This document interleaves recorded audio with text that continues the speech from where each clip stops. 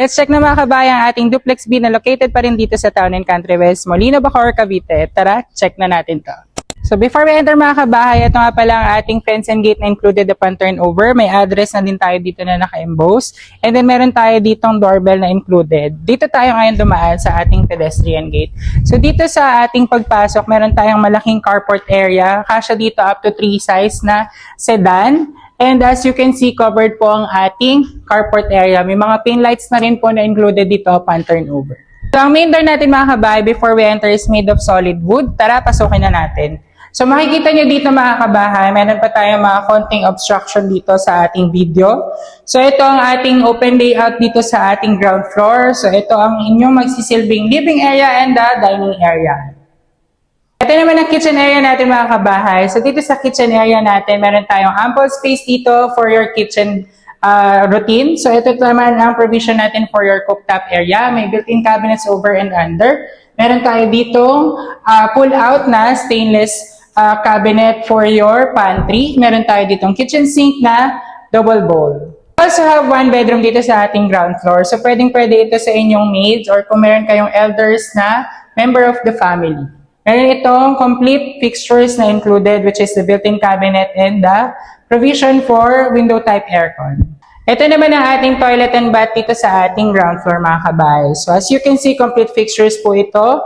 Shower, lavatory, and the toilet seat. Ito naman mga kabay ang ating service area. So dito sa service area natin, meron tayong provision para sa inyong laundry, which is pwede kayo maglagay dito ng washing machine. On the other side naman, pwede nyo rin itong gamitin as dirty kitchen. Kung makikita nyo itong ating railings dito papunta sa taas, may access po ito papunta sa inyong water tank. So sa second floor mga kabahay, we have a total of 3 bedrooms and 2 toilet and bath. Check na natin ang ating bedroom number 1. So sa bedroom number 1 mga kabahay, makikita nyo kasya dito ang single size bed. Meron tayo ditong sliding window, may provision tayo for window type aircon. Syempre ang ating built-in cabinet na floor to ceiling and the vanity area. Bedroom number 2 mga kabahay, so same as bedroom number 1, kasya pa rin dito ang single size bed, meron pa rin tayo ditong window, and then ang provision for aircon, ang ating built-in cabinets in the vanity area. Siyempre hindi mawawala ang ating common toilet and bath sa second floor, which is preferred for bedroom 2 and 3. Complete fixtures pa rin po ang turnover nito mga kabahay. Ito na ang ating master's bedroom mga kabahay. As you can see, sobrang laki ng ating master's bedroom.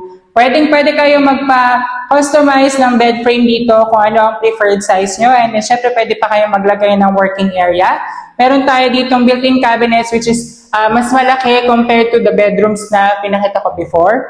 Floor to ceiling pa rin po ang ating built-in cabinets and syempre ang ating vanity area. And syempre, hindi mawawala ang access natin papunta sa ating balcony. Hindi rin mawawala ang master's toilet and bath, which is located here on the side. So as you can see, complete fixtures pa rin po ang turnover nito mga kabahay.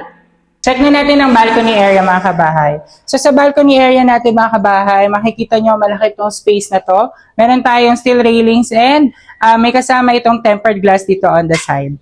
If you are interested to view this property mga kabahay, please send us a message at 0916-518-4710. Again, this is your kabahay broker, Bon Charlie Tapawan of Exosia Properties. Tara, tripping na!